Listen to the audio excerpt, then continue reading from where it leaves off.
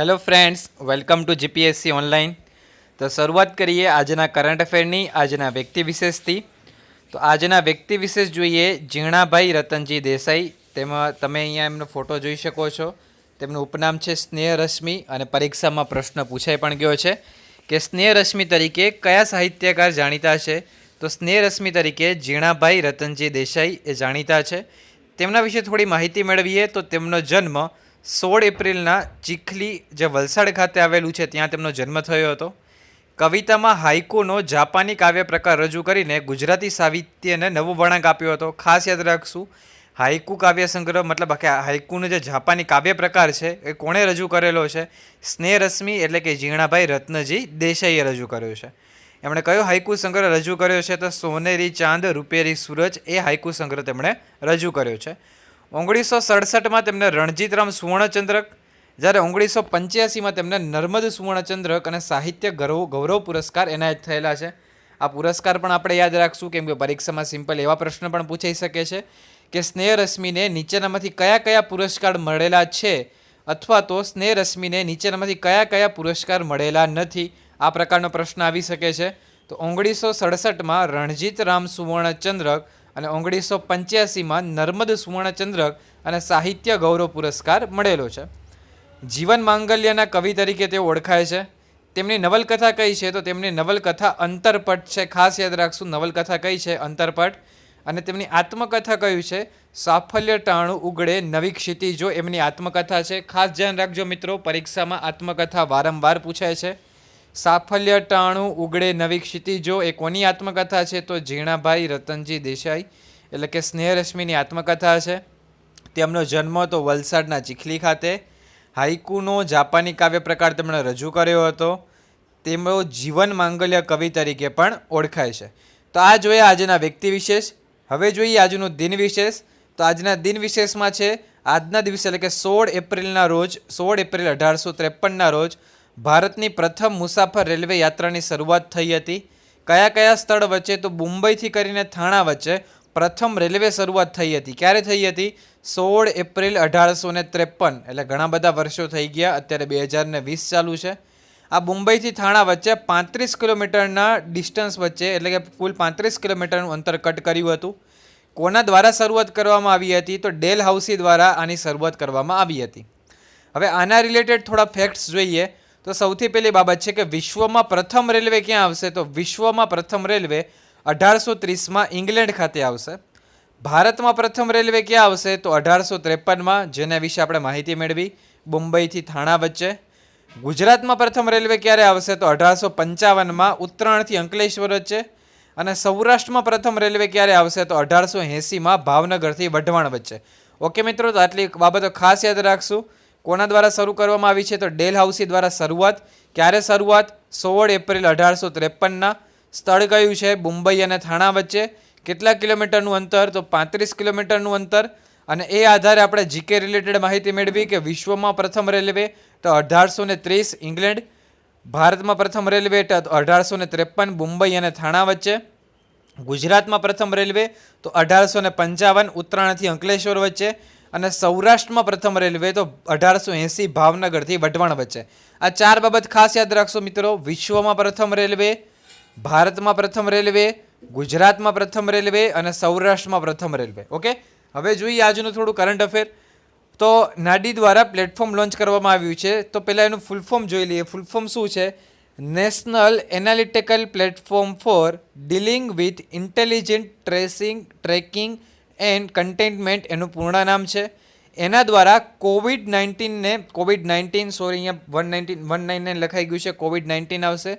કોવિડ-19ના અસરગ્રસ્તોને ટ્રેક કરવા માટે, કોવિડ-19ના અસરગ્રસ્તોને ટ્રેક કરવા માટે સીડેક પ્લેટફોર્મ લોન્ચ કરવામાં આવ્યું છે। ખાસ યાદ રાખશું, કયું પ્લેટફોર્મ લોન્ચ કરવામાં આવ્યું છે? તો સીડેક। સીડેકનું પૂર્ણ નામ શું છે? The centre for development of advance computing એનું પૂર્ણ નામ છે।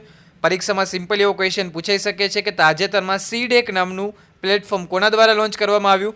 તો તાજેતરમાં સીડેક નામનું platform national analytical platform for dealing with intelligent tracing, tracking and containment દ્વારા લોન્ચ કરવામાં આવ્યું છે। એના દ્વારા કયું પોર્ટલ લોન્ચ કરવામાં આવ્યું? તો સીડેક પોર્ટલ. સીડેક પોર્ટલ શું છે? તો centre for development of advance computing. શેના સાથે સંકળાયેલું છે? તો કે કોવિડ-19ના અસરગ્રસ્તોને ટ્રેક કરવા માટે આ પ્લેટફોર્મ લોન્ચ કરવામાં આવ્યું છે. આ 1 મીટરના સર્કલની પણ સચોટ માહિતી બતાવી દેશે, તો આ ખૂબ જ અગત્યનું કહી શકાય. તાજેતરમાં આપણને સૌ જાણીએ છીએ તો કોવિડ-19ની લડાઈ સામે ઘણી બધી રાજ્ય સરકાર અને ભારતની સરકાર એટલે કે કેન્દ્ર સરકાર દ્વારા પણ પોર્ટલ અને એપ લોન્ચ કરવામાં આવ્યા છે. તો આ તમામની લિસ્ટ તમારે રેડી કરી દેવી. આપણે એકવાર કરંટ અફેરના વિડીયોમાં તમામ લિસ્ટ પ્રોવાઈડ કરી જ હતી. આ ઉપરાંત હજી ભવિષ્યમાં પણ એકવાર બધી લિસ્ટ પ્રોવાઈડ કરી દેશું, તો આ બાબતને ખાસ ધ્યાનમાં રાખવી. નેક્સ્ટ ન્યૂઝ જોઈએ. યુનિયન બેંક ઓફ ઇન્ડિયા વિશે થોડા ન્યૂઝ છે. Corporation of bank of India, Andhra bank, આ બંને બેંકનું તાજેતરમાં યુનિયન બેંકમાં વિલય થયો છે. ખાસ યાદ રાખશું કઈ બે બેંકો યુનિયન બેંકમાં મળી ગઈ છે? તો કોર્પોરેશન બેંક ઓફ ઇન્ડિયા અને આંધ્ર બેંક. ખાસ યાદ રાખશું કોર્પોરેશન બેંક ઓફ ઇન્ડિયા અને આંધ્ર બેંક, આ બે બેંકો કઈ બેંકમાં તાજેતરમાં મળી ગઈ છે? તો યુનિયન બેંક ઓફ ઇન્ડિયામાં મળી ગઈ છે. ક્લિયર છે? આ ત્રણેય બેંકોનું મર્જ થઈ છે અને તેના નવા એક્ઝિક્યુટિવ ડિરેક્ટર તરીકે કોની નિમણૂક થઈ છે? તો વિરુપક્ષ મિશ્રાની નિમણૂક થઈ છે. ખાસ યાદ રાખશું, પરીક્ષામાં વારંવાર નિમણૂક પૂછાતી હોય છે. તો આ ત્રણેય બેંકનું મર્જર થયું છે. કઈ બે બેંક એ યુનિયન બેંકની અંદર મળી છે? તો કોર્પોરેશન બેંક ઓફ ઇન્ડિયા અને આંધ્ર બેંક, આ બંને બેંકો યુનિયન બેંકમાં મળી છે. આ રીતે ત્રણેય બેંકનું વિલય થયું છે અને એના નવા એક્ઝિક્યુટિવ ડિરેક્ટર તરીકે કોની નિમણૂક કરવામાં આવી છે? તો કોની નિમણૂક કરવામાં આવી છે? વિરુપક્ષ મિશ્રાની નિમણૂક કરવામાં આવી છે. યુનિયન બેંક વિશે થોડી માહિતી મેળવીએ તો યુનિયન બેંકની સ્થાપના 11 નવેમ્બર 1919માં. મુખ્ય મથક તેનું મુંબઈ ખાતે છે અને તેના વર્તમાન એમડી અને સીઈઓ કોણ છે? તો કિરણ રોય એના વર્તમાન એમડી અને સીઈઓ છે. ઓકે મિત્રો, ખાસ યાદ રાખશું યુનિયન બેંક ઓફ ઇન્ડિયામાં કઈ બેંકનું વિલય થયું છે? તો કોર્પોરેશન બેંક ઓફ ઇન્ડિયા અને આંધ્ર બેંક, આ બંનેનો વિલય થયો છે.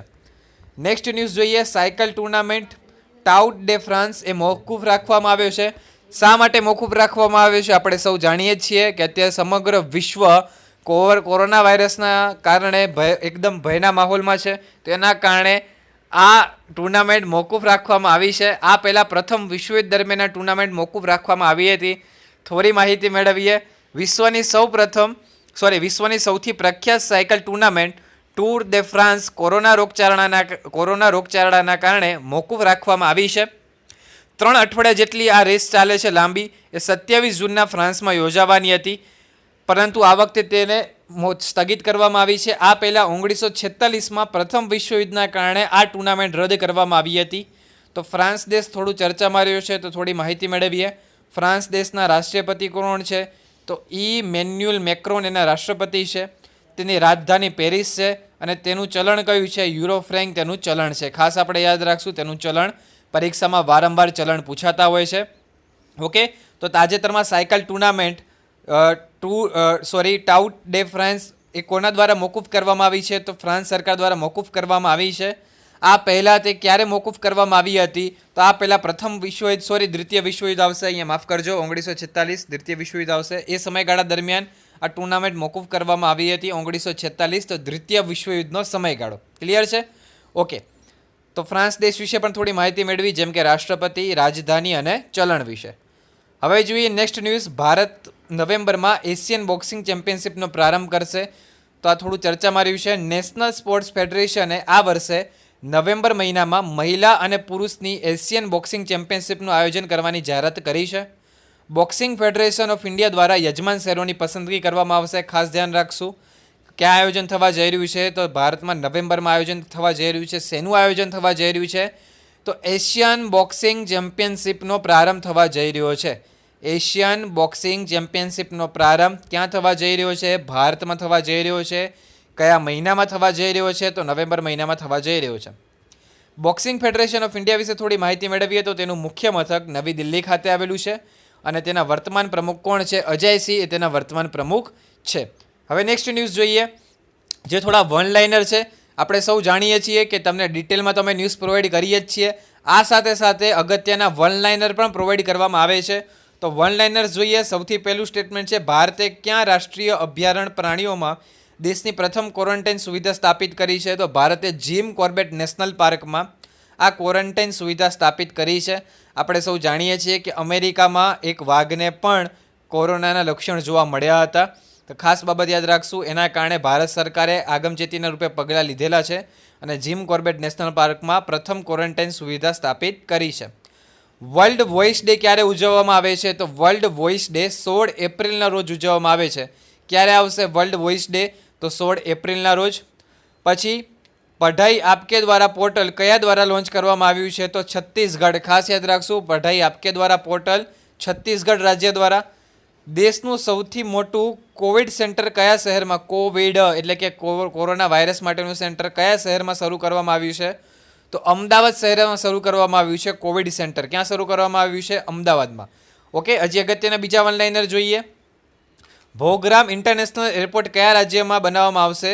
તો આંધ્રપ્રદેશમાં બનાવવામાં આવશે. ખાસ યાદ રાખશો મિત્રો, પરીક્ષામાં વારંવાર એરપોર્ટ્સ પૂછાતા હોય છે કે ભાઈ આ એરપોર્ટ ક્યાં આવેલું છે. તો યાદ રાખશું આપણે એરપોર્ટ ક્યાં બનાવવા જઈ રહ્યું છે? તો આંધ્રપ્રદેશ ખાતે.